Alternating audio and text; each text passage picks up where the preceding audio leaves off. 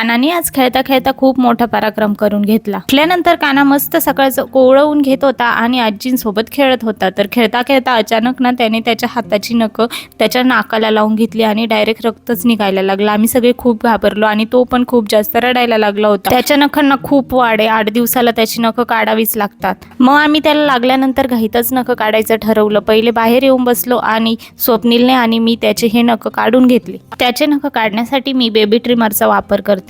मी त्याचे नखं नेल कटरनी पण काढून बघितले, पण त्यांनी एवढे चांगले निघले नाही। मग मी बेबी ट्रिमरनेच त्याचे नखं काढून घेतले।